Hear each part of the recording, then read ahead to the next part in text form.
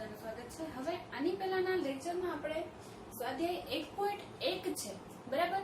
એની પહેલા આપણે સંખ્યાને એટલે કે પૂર્ણાંક સંખ્યાઓ છે ને કઈ રીતે દર્શાવી શકીએ છીએ। પ્લસ માઇનસ, ઉપર હોય તો પ્લસ, નીચે હોય તો માઇનસ, બરાબર। વધારવાનું કીધું હોય તો પ્લસ, ઘટાડવાનું કીધું હોય તો માઇનસ। આ રીતની આગળ બધી આપણે વાત કરી ગયા હતા। તો હવે અહીંયા સ્વાધ્યાય 1.1 નો આપણે બીજો પ્રશ્ન જોઈએ। તો બીજામાં આપણને શું કીધું છે કે કોઈ એક પ્રશ્નોત્તરીમાં સાચા જવાબ માટે ધન અંક આપવામાં આવે અને ખોટા જવાબ માટે જે અંક આપ્યો છે એ કેવો હશે? ઋણ અંક। તો જો 5 ક્રમિક રાઉન્ડમાં જે નામનો વ્યક્તિ છે, વિદ્યાર્થી છે, એણે પ્રાપ્ત કરેલા અંકો એટલે કે ગુણો એ 25, -5, -10, 15 અને -10 છે। તો અંતમાં તેના કુલ ગુણ કેટલા હશે? મને શું કીધું છે એને? કોઈ એક પ્રશ્નોત્તરી એટલે કે એક પેપરમાં એને જવાબ લખવાના હતા, તો એ જે સાચા જવાબ લખ્યા છે એને પ્લસ કીધા છે અને ખોટા જવાબ લખ્યા છે એના કેટલા કીધા છે? માઈનસ, બરાબર। તો એ 5 રાઉન્ડમાં કેટલા જે અંક પ્રાપ્ત કર્યા છે એની વાત કરે છે। તો પહેલો જે રાઉન્ડ હતો એમાં 25 એટલે કે સાચા જવાબ 25 છે। પછી જે બીજો રાઉન્ડ હતો એમાં -5 એટલે કે ખોટા જવાબ કેટલા છે? 5। ત્રીજા રાઉન્ડમાં ખોટા જવાબ 10, ચોથામાં 15 જવાબ સાચા અને પાંચમામાં 10 જવાબ સાચા। તો એટલે એક ગુણનો એક પ્રશ્ન હોય તો મને ગુણ એવા કેટલા કુલ છે એ જોવું છે। તો હવે એને જે ગુણ મેળવ્યા છે એ ગુણ કેટલા થાય કુલ ઈ મારે જોવું હોય તો હું શું કરીશ? એટલે 5 રાઉન્ડની વાત કરી છે। તો પ્રથમ રાઉન્ડમાં મેળવેલા ગુણ બરાબર કેટલા છે? 25। પછી બીજા રાઉન્ડમાં મેળવેલા ગુણ બરાબર કેટલા છે? -5। ત્રીજા રાઉન્ડમાં મેળવેલા ગુણ બરાબર -10। પછી ચોથા રાઉન્ડમાં મેળવેલા ગુણ બરાબર 15 અને પાંચમા રાઉન્ડમાં મેળવેલા ગુણ બરાબર કેટલા છે? 10, બરાબર। આ 5 રાઉન્ડમાં કેટલા ગુણ મેળવ્યા એની વાત આવી। એટલે પહેલા રાઉન્ડમાં 25 જવાબ સાચા છે તો એ ગુણ કેટલા થયા? 25। બીજા રાઉન્ડમાં 5 માર્ક માઈનસ કીધા છે એટલે 5 ગુણ, 5 પ્રશ્નના જવાબ ખોટા। બીજામાં, ત્રીજામાં, ચોથામાં, પાંચમામાં આ 5 રાઉન્ડના માર્ક મને કહી દીધા। હવે એના અંતમાં એટલે કે બધાના થઈને કુલ ગુણ કેટલા છે તો મારે શું જોઈએ છે? કયા વ્યક્તિની વાત કરી છે? જેકની। તો જે કે અંતમાં મેળવેલા કુલ ગુણ। હવે અંતમાં જે ગુણ મેળવ્યા છે ઈ 5 રાઉન્ડના કુલ ગુણ કેટલા થશે? એટલે મારે શું કરવો પડશે? બધા જ અંકોનો સરવાળો પણ એની નિશાની સહિત, બરાબર। કુલ ગુણ કીધા એટલે જેટલા અંક મેળવ્યા છે એ બધાનો શું થશે? સરવાળો। એટલે અહીંયા 25 પ્લસ બીજી એકમ કસોટીમાં -5 મેળવ્યા, પછી પ્લસ ત્રીજીમાં -10 પ્લસ ચોથીમાં 15 અને પાંચમી એકમ કસોટીમાં એને કેટલા ગુણ મેળવેલા છે? 10। હવે અહીંયા આપણે શું કરશું? તો સૌપ્રથમ આપણને બે નિશાની એક સાથે દેખાય છે એ ક્યારે એક સાથે રાખવાની નહીં। બે નિશાની હોય એને એક નિશાની કરી નાખીએ। તો એક પ્લસ છે એક માઈનસ છે, પ્લસ માઈનસ માઈનસ એટલે 25 આમ નામ, અહીંયા થઈ જશે -5 પ્લસ માઈનસ -10, પછી અહીંયા પ્લસ 15 અને પ્લસ 10, બરાબર। હવે અહીંયા સખી નિશાની વાળા જે પદ છે એને હું ભેગા કરી દઉં એટલે પ્લસ પ્લસ વાળા હું એક સાથે રાખીશ। તો પ્લસ વાળા બાકીના બે પદ છે એને આગળ લઈ લઉં તો અહીંયા આવશે 25 પ્લસ 15 પ્લસ 10। હવે આ બે જે પદ વધ્યા એને લખી નાખીએ -5 -10। હવે પહેલા હું કામ કોનું કરીશ તો કે સરખી નિશાની વાળા પદને ભેગા કરી દઈએ। તો અહીંયા વચ્ચે બધામાં સરવાળો છે એનો મતલબ કે આ બધી સંખ્યાનો શું થશે? સરવાળો। તો હવે પાછળ છેલ્લા અંકનો સરવાળો કરતા જાય 0 +5 +5 એટલે 5 ને 5 10 ની 0 વત્તી 1 1 ને 1 2 2 ને 1 3 3 ને 2 5 એટલે આ બધાનો સરવાળો મને કેટલો મળ્યો? 50. પછી હવે અહીંયા જોઈએ, જો 5 અને 10 બે ની નિશાની સરખી તો શું થાય બેયનો સરવાળો? 5 ને 10 15 અને નિશાની એની આગળ કઈ આવશે? તો કે બેયમાં જે સરખી નિશાની હોય એ. હવે અહીંયા 1 પ્લસ છે 1 માઈનસ છે તો બે બદલું શું થશે? બાદબાકી. તો 50 માંથી તમે 15 કાઢો તો પહેલા 50 માંથી આપણે 10 કાઢીએ એટલે કેટલા આવશે? 40. 40 માંથી હજી 5 કાઢો એટલે કેટલા આવશે? 35. અને જ્યારે અલગ નિશાની હોય સંખ્યાની બાદબાકી કરીએ તો જવાબમાં હંમેશા નિશાની કઈ આવશે? તો કે મોટા પદની. કયું છે મોટું પદ? 50. બરાબર, એની નિશાની પ્લસ છે એટલે મને મારો જવાબ કેટલો મળ્યો? 35. તો આપણે તેથી વાળી લાઈન લખીએ. તેથી જે કે મેળવેલા કુલ ગુણ બરાબર 35 થાય. બરાબર, આપણો બીજો ક્વેશ્ચન પૂરો. હવે એ જ પ્રકારે ત્રીજું જોઈએ તો ત્રીજામાં શું કીધું છે? સોમવારે શ્રીનગરનું તાપમાન -5 ડિગ્રી અંશ સેલ્સિયસ હતું. સેલ્સિયસમાં વાત કરી છે. કોની વાત કરી છે? શ્રીનગરની. શ્રીનગરનું તાપમાન કેટલું હતું? -5 અંશ સેલ્સિયસ સોમવારે. હવે મંગળવારે શું થયું? તો કઈના તાપમાનમાં 2 અંશ સેલ્સિયસનો શું થાય છે? ઓછું થાય છે. એટલે 2 અંશ સેલ્સિયસનો ઘટાડો થયો. તો મંગળવારે શ્રીનગરનું તાપમાન શું હશે? અને પછી ત્રીજા દિવસ એટલે કે બુધવારની વાત કરી તો બુધવારના તાપમાન છે એમાં 4 અંશનો શું થઈ ગયો? વધારો. સોમવારનું હતું એમાંથી 2 અંશનો ઘટાડો થયો અને 2 અંશનો જે ઘટાડો હતો ઈ જે તાપમાન મળ્યું એમાં પાછું બુધવારે શું થાય છે? 4 અંશ સેલ્સિયસ વધી જાય છે. તો બુધવારે તાપમાન કેટલું હશે? તો ઈ દિવસે તાપમાન કેટલું હોય મારે જોઈએ છે. હવે જે વસ્તુ મને આપી છે અહીંયા એક એક લખતા જઈએ. સોમવારનું તાપમાન કેટલું છે? -5 અંશ સેલ્સિયસ. પછી મંગળવારની વાત કરીએ. મંગળવારનું તાપમાન બરાબર 2 અંશ સેલ્સિયસ ઓછું થાય છે એટલે આ જે તાપમાન હતું એમાં 2 અંશ સેલ્સિયસનો ઘટાડો થયો તો -5 -2 અંશ સેલ્સિયસ. તો હવે જો અહીંયા મેં 2 અંશનો ઘટાડો ઓછું થાય છે એટલે જે તાપમાન હતું સોમવારનું એમાંથી 2 અંશ સેલ્સિયસ શું કર્યું? મેં બાદ કરી દીધું. તો હવે અહીંયા બે સંખ્યા અલગ અલગ છે, બંનેની નિશાની સરખી છે માઈનસ માઈનસ, તો બેયનો શું થશે? સરવાળો. એટલે 7 લખ્યા અને બેયમાં જે સરખી નિશાની હોય એ લખીએ. એટલે અહીંયા મને મંગળવારનું તાપમાન કેટલું મળ્યું? -7 અંશ સેલ્સિયસ. તેથી મંગળવારનું તાપમાન -7 અંશ સેલ્સિયસ થાય.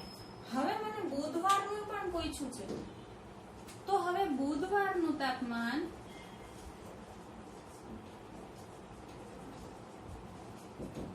બુધવારના તાપમાનમાં શું થાય છે? તો 4 અંશ સેલ્સિયસ છે વધી જાય છે. એટલે કે મંગળવારે જેટલું હતું એના કરતા 4 અંશ સેલ્સિયસ વધી જાય છે. એને એવું નથી કીધું કે મંગળવારના તાપમાનમાં વધારો થાય, પણ વાત શું થઈ હતી કે સોમવારે હતું એના કરતા મંગળવારે 2 અંશ સેલ્સિયસ ઓછું થયું અને ત્યાર પછી બુધવારનું શું? તો જે મંગળવારનું હતું એનામાં જ સુધારો થઈને બુધવારે ચેન્જ થાય. બરાબર, તો બુધવારે શું થયું? 4 અંશ સેલ્સિયસ વધી ગયું એટલે -7 અંશ સેલ્સિયસ પ્લસ 4 અંશ સેલ્સિયસ. અહીંયા પણ તમે એમ લખો તો ચાલે. -5 અંશ સેલ્સિયસ -2 અંશ સેલ્સિયસ એટલે અહીંયા એક સ્ટેપ વધી જશે. હું -5 -2 અંશ સેલ્સિયસ બરાબર એમ લખો તો પણ ચાલશે. એટલે અહીંયા શું થશે? સેલ્સિયસ ને બહાર કાઢી નાખું તો -7 પ્લસ 4 અંશ સેલ્સિયસ. બે સેલ્સિયસ માં છે એટલે કૌંસની બહાર હું લખી નાખું. હવે બે અલગ નિશાની છે તો શું થશે? બે સંખ્યાની બાદબાકી. તો 7 માંથી 4 જાય એટલે વધશે 3 અને જવાબમાં શું આવશે? તો કે જે મોટું પદ છે એની નિશાની. મોટું પદ કોણ છે? 7. જ્યારે મોટું પદ જોઈએ ત્યારે બે નિશાની ધ્યાનમાં લેવાની નહીં. 7 અને 4 માંથી મોટું કોણ? તો કે 7. તો એની નિશાની મને જવાબમાં મળે. એટલે બુધવારનું તાપમાન કેટલું થશે? -3 અંશ સેલ્સિયસ. તેથી બુધવારનું તાપમાન -3 સેલ્સિયસ થાય. બરાબર. હવે આ જ રીતે આપણે ચોથો ક્વેશ્ચન જોઈએ. તો ચોથામાં આપણને શું કીધું છે કે એક વિમાન એ સમુદ્ર તટથી 5000 મીટરની ઊંચાઈએ ઉડે છે. સમુદ્ર તટ, જો ધારો કે અહીંયા સમુદ્ર તટ છે,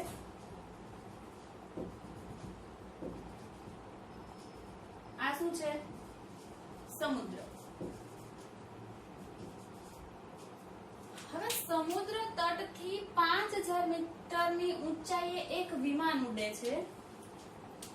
તો અહીંયા જે સપાટી છે સમુદ્રની, ત્યાંથી અહીંયા એક વિમાન ઉડે છે.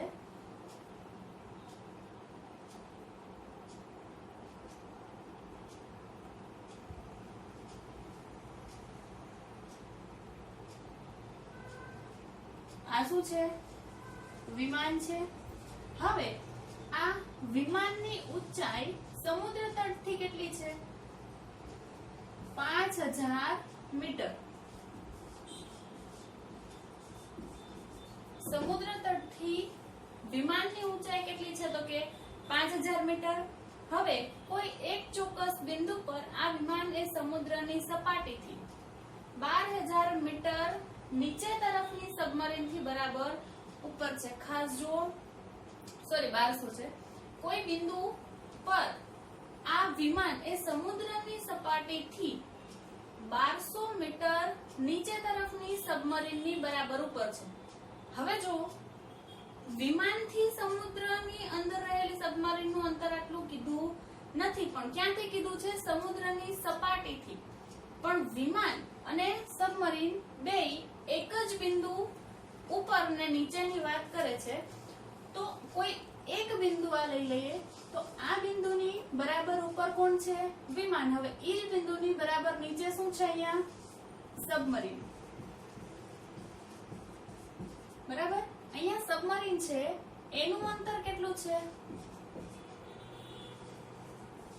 1200 મીટર. તો એક જ બિંદુથી ઉપર વિમાન છે અને ઈ જ બિંદુની નીચે સમુદ્રની અંદર શું છે? સબમરીન. તો વિમાન છે એ સમુદ્ર તટથી ઉપર છે, એટલે કે એનું અંતર કેટલું થશે? પ્લસ થશે. અને સમુદ્ર તટથી નીચે સબમરીન છે, એટલે એનું અંતર કેટલું થશે? માઈનસ. તો હવે શું કીધું છે કે સબમરીન અને વિમાન વચ્ચેનું લંબ અંતર શોધો. લંબ અંતર આ બે વચ્ચેનું, સબમરીન અને વિમાન વચ્ચેનું લંબ અંતર જોઈએ છે. તો તમે શું કરશો? તો આપણે બે વચ્ચેનું જો અંતર જોતું હોય તો સમુદ્ર તટથી વિમાન આપેલું છે, સમુદ્ર તટથી સબમરીનનું અંતર આપેલું છે. તો આ અંતર અને આ અંતર બંનેનો સરવાળો કરી દે એટલે મને શું મળશે? એનું લંબ અંતર. લંબ અંતર એટલે શું? તો કે એક જ બિંદુથી ઈ જ લાઈનમાં ઉપર ને ઈ જ લાઈનમાં નીચે ત્રાસુ જાય તો એ અંતર છે એ વધી જાય. બરાબર. તો હવે અહીંયા જે આપ્યું છે એને લખતા જઈએ. સમુદ્ર તટથી વિમાનનું અંતર કેટલું છે? 5000 મીટર. અને સમુદ્ર તટથી નીચેની તરફ સબમરીનનું અંતર બરાબર કેટલું છે? 1200 મીટર. તો હવે મારે જોઈએ છે શું? તો કે સબમરીન અને વિમાન વચ્ચેનું લંબ અંતર. હવે સબમરીન અને વિમાન વચ્ચેનું લંબ અંતર બરાબર શું થશે? સમુદ્ર તટથી વિમાનનું અંતર કેટલું છે? 5000 મીટર પ્લસ સમુદ્ર તટથી સબમરીનનું અંતર કેટલું છે? 1200 મીટર. મેં અહીંયા ઉપર પ્લસ અને માઇનસ લીધું, એ આપણે અહીંયા ગણતરીમાં લેવાનું નથી, કારણ કે એનું લંબ અંતર કીધું છે એટલે મારે બે વચ્ચેનું કુલ અંતર જોઈએ છે. એમાં પ્લસ માઇનસ લઈ લો તો એ અંતર છે એ ઘટી જશે. હવે 5000 અને 1200 આ બેયનો સરવાળો કરીએ 0 0 0 0 0 0 0 ને 2 2 1 અને 5 6 એટલે 6200 મીટર. આ મને શું મળ્યું તો કે સમુદ્ર તટથી ઉપર રહેલું વિમાન અને સમુદ્ર તટથી નીચે રહેલી સબમરીન આ બે વચ્ચેનું લંબ અંતર મળ્યું. લખીએ તેથી સબમરીન અને વિમાન વચ્ચેનું લંબ અંતર કેટલું છે 6200 મીટર થાય. બરાબર. આ રીતે આપણે જે વ્યવહારિક દાખલા છે એની વાત કરી. અહીંયા આપણા બીજો ત્રીજો ને ચોથો પ્રશ્ન છે એ પૂરો થશે.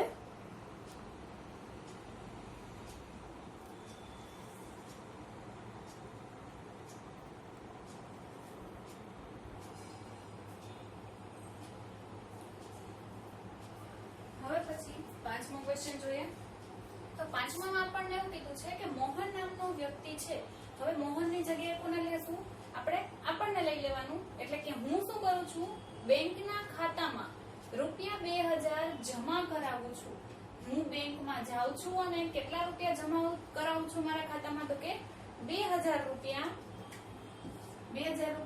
જમા કરાવું છું. અને આજે મેં જમા કરાવ્યા ને બીજા દિવસે એટલે કે કાલે હું એમાંથી શું કરું છું? મારે 1642 રૂપિયાની જરૂર છે. તો 1642 રૂપિયા હું ત્યાંથી ઉપાડી આવું છું. તો જો ઉપાડેલ રકમને ઋણ પૂર્ણાંક વડે દર્શાવવામાં આવે. ઋણ પૂર્ણાંક વડે શું કામ દર્શાવવામાં આવે? તો કે બેંકના ખાતામાં જે રૂપિયા હતા એમાંથી મેં ઉપાડી લીધા એટલે બેંકના ખાતામાંથી તો એ રકમ ઉપડી ગઈ ને. એટલે બેંકના ખાતામાં જેટલી રકમ છે એમાંથી ઉપાડેલી રકમ શું કરી દઈએ છીએ આપણે? ઋણ કહી દઈએ છીએ. એટલે કે બાદ કરી નાખીએ. તો જમા કરાવેલ રકમને તમે કઈ રીતે દર્શાવશો? તો આપણે જે જમા કરાવી હતી ઈ રકમને શેના વડે દર્શાવશો એવું કહે છે. અને ઉપાડ પછી મોહનના ખાતામાં એટલે કે આપણા ખાતામાં કેટલી સિલક છે તે દર્શાવો. સિલક એટલે શું? એમાં કેટલી રકમ જમા છે. તો હવે આપણે શું કરશું? પહેલા ક્વેશ્ચનનો જવાબ દેશું. શું કીધું છે? ખાતામાં 2000 રૂપિયા જમા કરાવે છે ને બીજે દિવસે 1642 રૂપિયા ઉપાડી આવીએ. તો ઉપાડેલ રકમને જો ઋણ પૂર્ણાંક વડે દર્શાવાય તો જમા કરાવેલ રકમને કેના વડે દર્શાવાશે? પ્લસ વડે.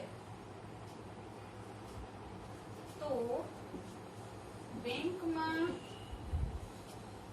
જમા કરાવેલી રકમને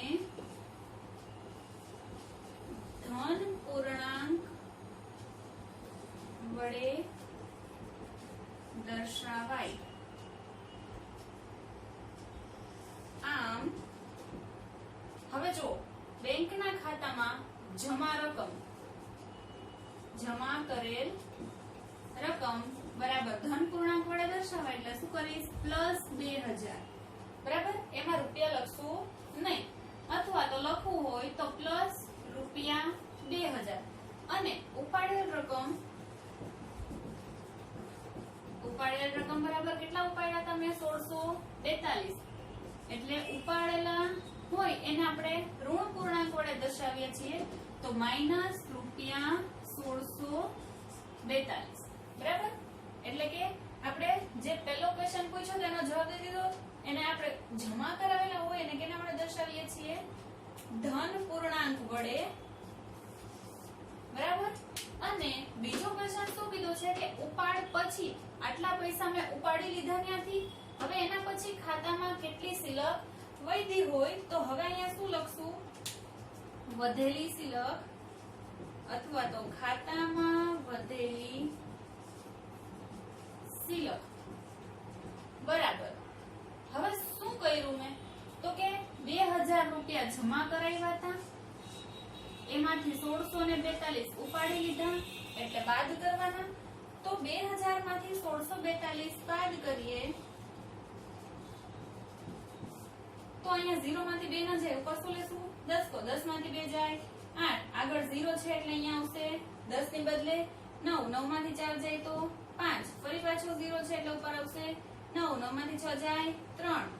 ઉપર 10 કો આવ્યો તો એની જગ્યાએ 9 લીધા હતા એટલે અહીંયા શું થઈ જશે 1 તો 1 માંથી 1 જાય 0 એટલે વૈધા કેટલા 358 તો અહીંયા બાદ કરતા મને રકમ કેટલી મળે છે 358 એટલે કે ખાતામાં જે સિલક જમા પડેલી છે એ કેટલી છે 358 રૂપિયા એટલે આપણે અહીંયા લખી નાખીએ તેથી કોની વાત કરતા હતા મોહનની મોહનના ખાતામાં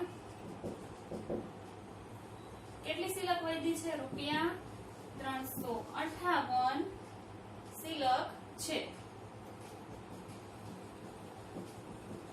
અથવા તો સિલક બાકી રહે એવું પણ આપણે લખી શકીએ બરાબર અહીંયા આપણો પાંચમો ક્વેશ્ચન પૂરો થઈ હવે જોઈએ છઠ્ઠામાં શું કીધું છે રીટા નામની વ્યક્તિ એની જગ્યાએ કોને લઈ લેવાની આપણને હું શું કરું છું બિંદુ A થી જો પહેલા રકમ ખાસ જોજો રકમ સમજવા જેવી છે રકમ સમજાઈ જાય પછી ખાલી 2 થી 3 લાઈનનો દાખલો છે રીટા નામની વ્યક્તિની જગ્યાએ હું છું હું શું કરું છું બિંદુ A થી પૂર્વ દિશા તરફ બિંદુ B સુધી 20 કિલોમીટરનું અંતર કાપું છું ને એ જ રસ્તે એ બિંદુથી B થી પશ્ચિમ તરફ 30 કિલોમીટરનું અંતર કાપું છું જો પૂર્વ તરફ કાપેલ અંતર ધન હોય કયું અંતર ધન હોય તો કે પૂર્વ તરફ તો પશ્ચિમ દિશા તરફ કાપેલ અંતર તમે કેવી રીતે દર્શાવશો જો પૂર્વ તરફ ધન હોય તો પૂર્વથી વિરુદ્ધ દિશા પશ્ચિમ હોય તો એ અંતર કેવું લેશું આપણે ઋણ લેશું અને બીજો ક્વેશ્ચન સાથે પૂછ્યો છે શું છે બિંદુ A થી તેની અંતિમ સ્થિતિ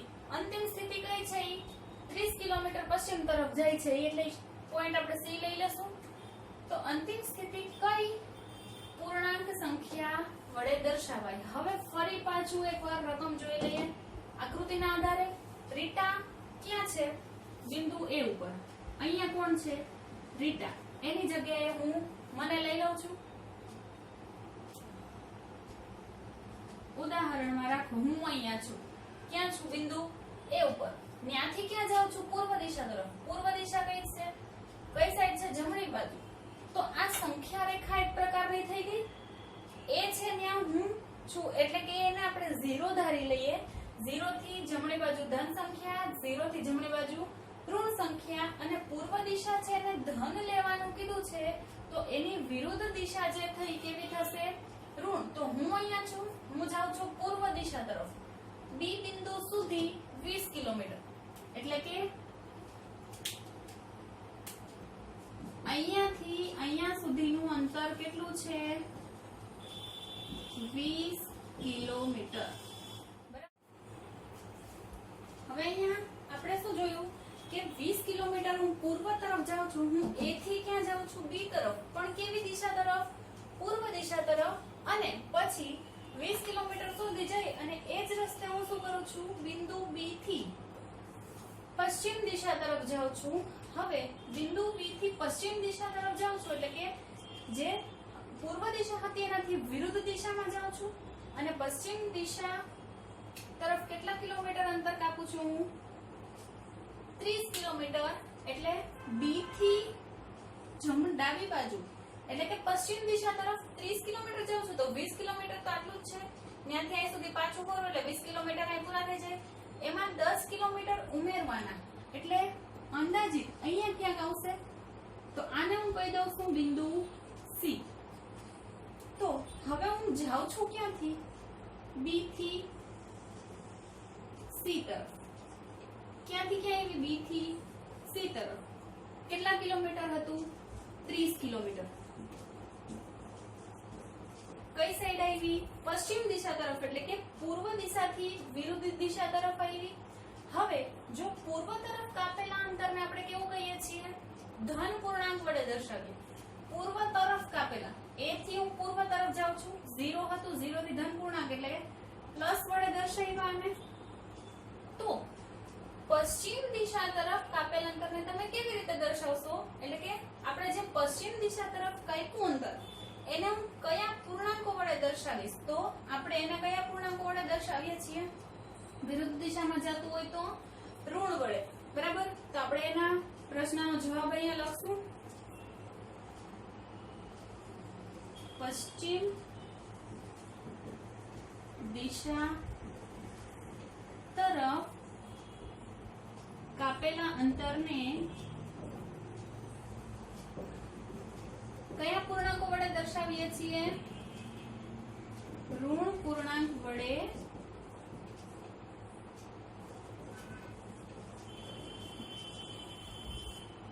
દર્શાવશું. બરાબર?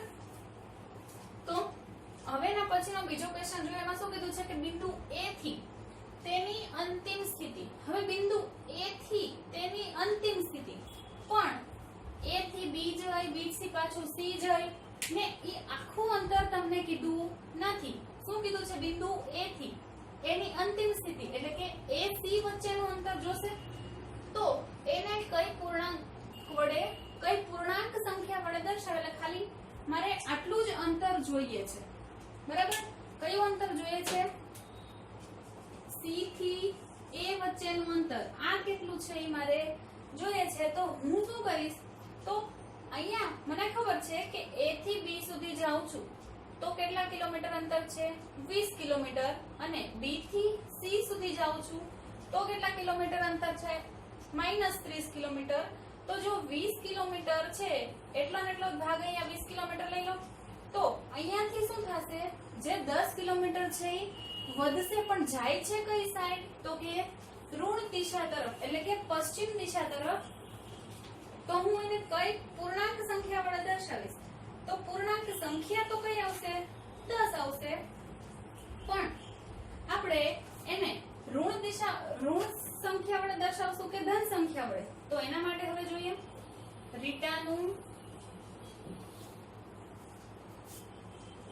A થી અંતિમ સ્થિતિનું અંતર શું થશે? તો અહીંયા જે પ્લસ પીસ છે પેલા ક્યાંથી ક્યાં જાય છે? જમણી બાજુ એટલે કે 20 કિલોમીટર. પછી શું કરે છે? ત્યાંથી જાય છે C સુધી એટલે કે 30 કિલોમીટર. તો આ હતા પ્લસ અને આનું અંતર કેટલું છે? -30 કિલોમીટર. હવે બે નિશાની અહીંયા ભેગી થઈ છે. અહીંયા કેવા છે? 20 પ્લસ. તો એને દર્શાવવાની જરૂર કિલોમીટર લખશું નહીં. એ છેલ્લે જવાબમાં લખી નાખશું. પ્લસ થી દર્શાવવાની જરૂર નથી. હવે બે નિશાની ભેગી થાય છે, પણ ભેગી ક્યારે નિશાની રહેશે? નહીં. પ્લસ માઇનસ માઇનસ એટલે અહીંયા 30. હવે બેમાં કિલોમીટર છે એટલે કિલોમીટર એક વખત લખી નાખીએ તો ચાલે. હવે બે અલગ સંખ્યા છે, નિશાની પણ અલગ છે. અહીંયા પ્લસ છે, અહીંયા માઇનસ છે. અલગ નિશાની શું થશે? એની બાદબાકી. તો 30 માંથી 20 જાય એટલે વધશે કેટલા?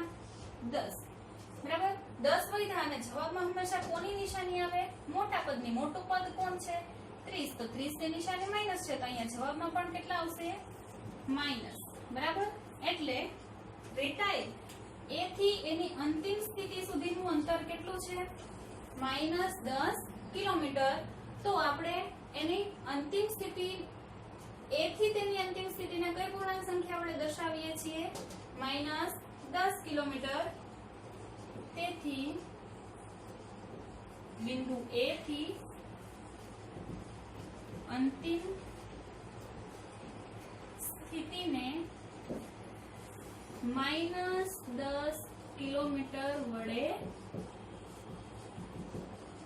દર્શાવીશું. બરાબર? અહીંયા આપણો છઠ્ઠો ક્વેશ્ચન પૂરો. હવે જોઈએ છે સાતમો. તો સાતમામાં મને શું કીધું છે કે એક જાદુઈ ચોરસમાં દરેક હરોળ, કોલમ અને વિકર્ણ. હરોળ, કોલમ અને વિકર્ણ. હરોળ આ, કોલમ આ અને વિકર્ણ એક ત્રાંસુ થાય. તો એ શું છે કે એના હરોળ, કોલમ અને વિકર્ણના સમાન સરવાળો ધરાવે છે. તમે આડી લાઈનનો સરવાળો કરો, ઊભી લાઈનનો સરવાળો કરો કે વિકર્ણનો સરવાળો કરો, દરેકના સરવાળા કેવા આવશે? સરખા. તો એ સમાન સરવાળો દર્શાવે છે. તો આપણને બે ચોરસ આપ્યા છે, પણ મેં અહીંયા અત્યારે એક ચોરસ દેખાડ્યું છે. તો આ ચોરસ જાદુઈ ચોરસ છે કે નહીં મારે જોવાનું છે. બરાબર? જાદુઈ ચોરસ કયું છે એ તપાસ કરવાનો છે. તો આપણે પહેલા ચોરસ 1 માટે જોઈએ. ચોરસ 1 માટે તો હવે પહેલા શું જોશું? હરોળ એટલે કે આડી લાઈન. એટલે પહેલી હરોળ માટે પહેલી હરોળ એમાં કઈ કઈ સંખ્યા આપી છે? જો દરેકનો સરવાળો કરવાનો છે 5 પ્લસ -1 પ્લસ -4. હવે શું કરીએ છીએ? સરખી નિશાનીને બાજુ બાજુમાં રહેવા દેશું નહીં, એટલે 5 પ્લસ માઇનસ -1 પ્લસ -4. હવે અહીંયા શું છે? 5 સરખી નિશાની વાળા સંખ્યા જે છે ને, સરખી નિશાની વાળી હોય સંખ્યા એને ભેગી કરી દીધી, એટલે એનું કામ પહેલા પૂરું કરીએ. તો બે સરખી નિશાની છે, બેનો શું થાય? સરવાળો. અને બેમાં સમાન નિશાની હોય એ મૂકી દીધી, એટલે 5 - 5 કેવા થઈ ગયા? 0. બરાબર. આ શું થયું? પહેલી હરોળનું કામ પૂરું. હવે આવશે બીજી હરોળ. તો બીજી હરોળમાં કઈ સંખ્યા આપી છે? -5 પ્લસ -2 પ્લસ 7. તો અહીંયા -5 ના -5 બે નિશાની ભેગી થવા દેવાની નહીં, એટલે પ્લસ માઇનસ -2 ને પ્લસ 7. સરખી નિશાની વાળા પદનું કામ પેલું કરીએ. બે સરખી નિશાની છે તો બેનો થશે સરવાળો, એટલે 7. બેમાં સરખી નિશાની હોય મૂકી દીધી, અને +7 ના +7. બે સરખી નિશાની, બે અલગ નિશાની, સંખ્યા સરખી, તો શું થાય? જવાબ 0. એટલે કે બીજી આડી હરોળ છે એનો પણ જવાબ કેટલો મળ્યો? 0. પછી લઈએ ત્રીજી હરોળ. ત્રીજી હરોળમાં કઈ કઈ સંખ્યા છે? 0 પ્લસ 3 પ્લસ -3. એટલે 0 નો કોઈ ધ્યાનમાં લેવાનું નથી. અહીંયા શું થશે? 3. અહીંયા પ્લસ લખવાની જરૂર નથી, બે નિશાની ભેગી થઈ, સાથે રાખવાની નહીં. પ્લસ માઇનસ -3 -3 એટલે કેટલા થશે? 0. બરાબર. એટલે 3 એ 3 હરોળનું કામ પૂરું થઈ ગયું. હવે આવશે ઊભી કોલમ લઈ લઈએ. તો પહેલી કોલમમાં કઈ કઈ સંખ્યા છે? 5 પ્લસ -5 પ્લસ 0. હવે અહીંયા બે નિશાની ભેગી થઈ છે તો એક કરી નાખીએ. પ્લસ માઇનસ -5 પ્લસ 0 લખવાની જરૂર નથી. 5 - 5 એટલે કેટલા થશે? 0. પછી લઈએ બીજી કોલમ. તો બીજી કોલમમાં કઈ કઈ સંખ્યા છે? -1 પ્લસ -2 પ્લસ 3. હવે અહીંયા આવશે -1 પ્લસ માઇનસ -2 ને પ્લસ 3. તો હવે આ બેની પ્રક્રિયા પહેલા કરીએ. સરખી નિશાની વાળા છે એટલે તો એ બેનો શું થાય? સરવાળો. સમાન નિશાની હોય બહાર આવે, અને +3. બે સમાન મૂલ્ય, વિરુદ્ધ નિશાની, જવાબ 0. અને ત્રીજી કોલમ કઈ છે? ત્રીજી કોલમ -4 +7 અને -3. તો અહીંયા -4 ના -4 +7 ના +7 પ્લસ માઇનસ -3. હવે સમાન નિશાની કોની કોની? -3 ની ને -4 ની. તો બેનો શું થશે? સરવાળો. એટલે આ +7 છે એમને રહેશે, બેનો સરવાળો 7 થશે. બેમાં સમાન નિશાની હોય માઈનસ મૂકી, 7 - 7 0. હવે જો 3 એ 3 હરોળ થઈ ગઈ, 3 એ 3 કોલમ થઈ ગઈ, ત્રણેય બધાના સરવાળા મને 0 મળ્યા. હવે એક વિકર્ણ બાકી છે. વિકર્ણ એટલે બે થશે, પહેલો વિકર્ણ અને બીજો વિકર્ણ. પહેલો વિકર્ણ એટલે શું થાય? ત્રાસી લાઈન થશે, એટલે 5 -2 ને -3, પછી -4 -2 અને 0. બરાબર. તો બે વિકર્ણમાંથી પહેલો વિકર્ણ જોઈએ. પહેલો વિકર્ણ એમાં કોણ કોણ આવશે? 5 પ્લસ -2 પ્લસ -3. હવે સમાન નિશાની બે નિશાની ભેગી થઈને એક કરી દઈએ તો અહીંયા આવશે 5 પ્લસ -2 પ્લસ -3. સમાન નિશાની વાળાને કરો ભેગા. 5 -3 ને 2 5. 5 - 5 એટલે 0. આનો જવાબ પણ 0. અને છેલ્લો આવશે હવે બીજો વિકર્ણ. તો એમાં કોણ કોણ આવે છે બીજા વિકર્ણમાં? -4 પ્લસ -2 પ્લસ 0. બે નિશાની અલગ કરો, એક કરો. અહીંયા આગળ -4 પ્લસ -2 પ્લસ 0 લખવાની જરૂર નથી. બે સમાન નિશાની, બેનો સરવાળો ને મોટા પદની નિશાની. હવે જો બધામાં જવાબ મને 0 મળે છે, પણ જે બીજો વિકર્ણ છે એનો જવાબ મને 0 મળતો નથી, એટલે પેલો ચોરસ છે એ જાદુઈ ચોરસ છે નહીં.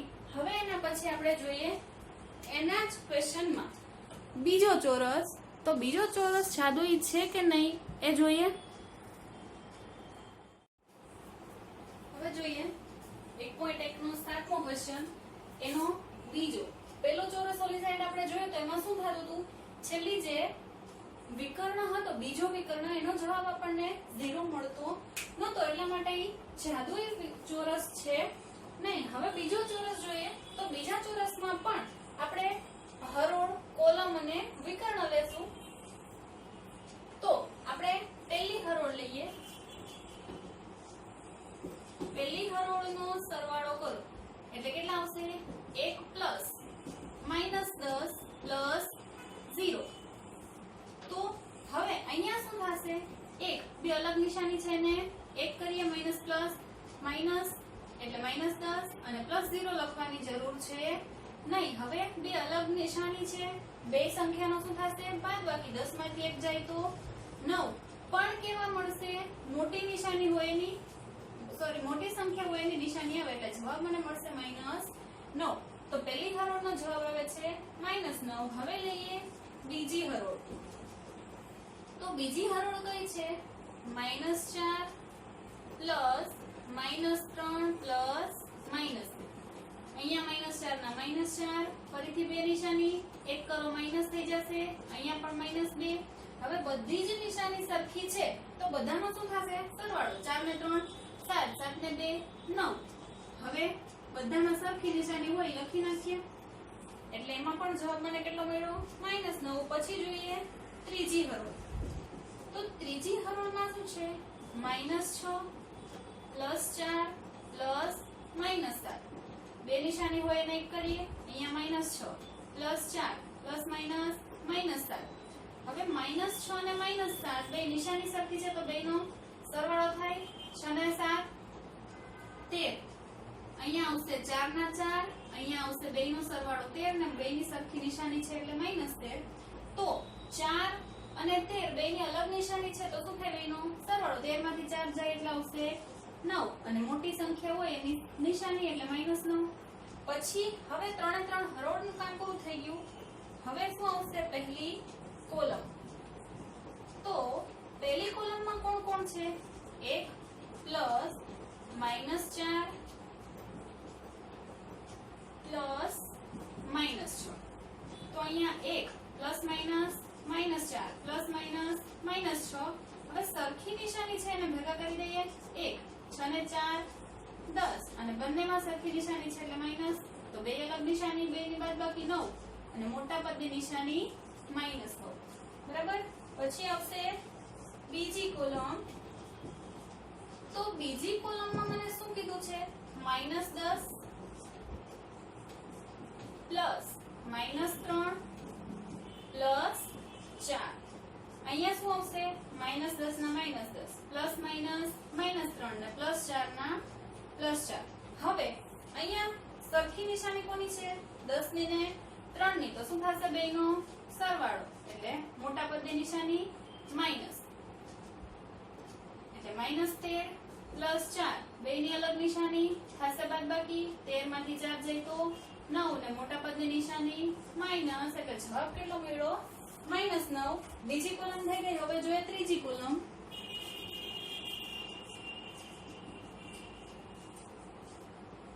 ત્રીજી કોલમ કઈ કઈ છે, એમાં સંખ્યા છે 0 પ્લસ બીજી સંખ્યા -2 અને પ્લસ -7. તો અલગ બે નિશાની ભેગી થાય અને એક કરો, 0 લખવાની જરૂર નથી. Plus minus -2 plus minus -7. બે સરખી નિશાની થશે, બેનો સરવાળો. બંનેમાં સરખી હોય નિશાની મૂકીએ એટલે કેટલા આવશે, -9. હવે પહેલો વિકર્ણ લઈએ.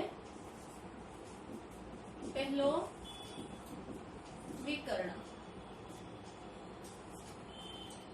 પહેલો વિકર્ણ એમાં સંખ્યા કઈ કઈ છે, 1 પ્લસ -3 પ્લસ -7. તો અહીંયા સંખ્યા કઈ કઈ આવશે, બે નિશાની એક કરો, પ્લસ માઈનસ -3 પ્લસ માઇનસ -7 તો આ બે સરખી નિશાની તો અહીંયા શું થશે 1 બેની નિશાની સરખી તો બેનો સરવાળો એટલે 10 અને બંનેમાં સરખી છે નિશાની એટલે હવે અહીંયા શું થશે અલગ નિશાની તો સંખ્યાની બાદબાકી મોટા પદની નિશાની એટલે -9 અને છેલ્લું હવે બીજો વિકર્ણ બીજા વિકર્ણમાં કોણ કોણ છે 0 પ્લસ -3 પ્લસ -6 તો અહીંયા 0 લખવાની જરૂર નથી અહીંયા -3 પ્લસ -6 બંનેની નિશાની સરખી તો થાય સરવાળો અને બંનેમાં સરખી હોય નિશાની હવે અહીંયા તમે જોઈ શકો છો કે દરેક હરોળનો જવાબ -9 આવે છે દરેક કોલમનો જવાબ -9 આવે છે અને બંને વિકર્ણનો જવાબ પણ -9 આવે છે એટલા માટે જાદુઈ ચોરસ કયો થયો ચોરસ 2 જાદુઈ ચોરસ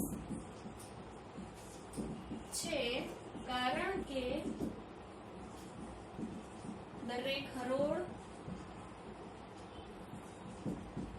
કોલમ વિકર્ણનો સરવાળો કેવો મળે છે સમાન મળે છે બરાબર એટલા માટે આપણને બીજો ચોરસ છે એ જાદુઈ ચોરસ મળે છે હવે મારે શું જોવાનું છે આઠમો ક્વેશ્ચન એમાં શું આપ્યું નીચે આપેલી કિંમતો a અને b માટે a minus b a minus b બરાબર a પ્લસ b ચકાસવાનું છે એટલે કે આ ડાબી બાજુ અને જમણી બાજુ બે બરાબર થવા જોઈએ કેના ઉપરથી a અને b ની કિંમત ઉપરથી તમારે ડાબા જવા લેવું પડશે તો અહીંયા શું છે a માઈનસ b ઈ શું થયું ડાબા એટલે ડાબા બરાબર a માઈનસ b હવે a ની અને b ની જે કિંમત આપી છે એ મારે મૂકતું જવું પડશે તો a ની જગ્યાએ કેટલા મૂકીશ 21 પછી માઈનસ ના માઈનસ કૌંસની અંદર માઈનસ b ની કિંમત 18 તો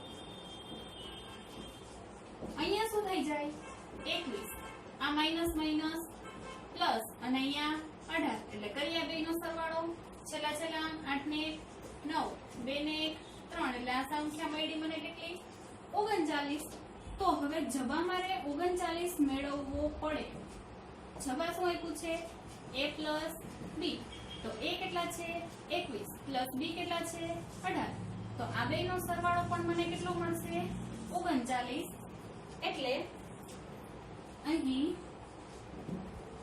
ડાબા બરાબર જબા થાય તેથી a માઈનસ b બરાબર a પ્લસ b સાચું છે બરાબર આ પ્રકારનો દાખલો જ્યારે પણ આપણને ચકાસવાનું કહે ત્યારે ડાબી બાજુની કિંમત મેળવો જમણી બાજુની કિંમત મેળવો બે જો સરખા મળે તો આપેલી જે પ્રક્રિયા જે સમીકરણ છે એ સાચું છે હવે બીજી રકમ જોઈએ b માટે તો b માં આપણને a ની કિંમત આપી છે 118 અને b કીધા છે 125 એના માટે પણ મારે ડાબા જવા લેવા પડશે ડાબા બરાબર શું છે a માઈનસ b તો a કેટલા છે 118 માઈનસ ના માઈનસ કૌંસની અંદર માઈનસ ને b કેટલા છે 125 તો અહીંયા બે નિશાની ભેગી થાય છે ને એક કરીએ 118 માઈનસ માઈનસ પ્લસ 125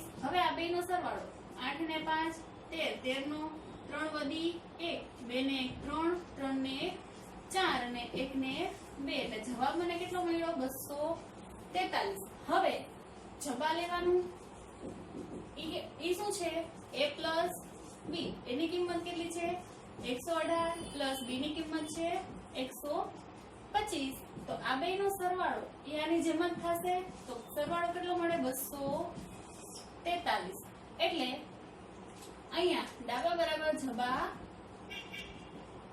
તેથી ડાબા બરાબર જબા થાય તેથી a માઇનસ માઇનસ બી બરાબર એ પ્લસ બી સાચું છે. હવે સી માટે જોઈએ, એમાં પણ આપણે ડાબા લઈએ. ડાબા બરાબર શું છે? એ માઇનસ માઇનસ બી. તો એ કેટલા છે? 75 માઇનસ કૌંસની અંદર માઇનસ બી છે 84. બે નિશાની સરખી ભેગી રાખશું નહીં. બે નિશાની ભેગી થાય માઇનસ માઇનસ પ્લસ 84. કરીએ બેયનો સરવાળો. 5 ને 4 9, 7 ને 8 15 એટલે 159. બરાબર. હવે જોઈએ જબા માટે. તો જવાબ શું છે? a પ્લસ બી. એ કેટલા છે? 75 પ્લસ બી છે 84. હવે આ બેયનો સરવાળોની જેમ જ છે એટલે કેટલો મળશે? 159. તેથી ડાબા બરાબર જબા બેયની કિંમત સરખી વેડી એટલે ડાબા બરાબર જબા થાય. તેથી a માઇનસ માઇનસ બી બરાબર a પ્લસ બી સાચું છે. અને હવે ચોથો દાખલો, એમાં પણ ચકાસવાનું છે. તો ડાબા બરાબર a માઇનસ માઇનસ બી.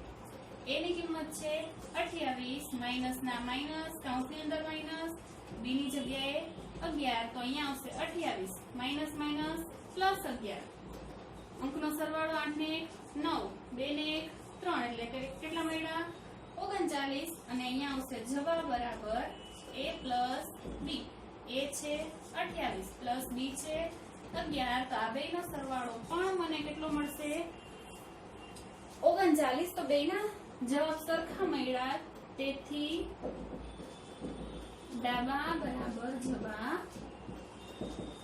થાય. અને છેલ્લે લખીએ તેથી a માઇનસ માઇનસ બી બરાબર a પ્લસ બી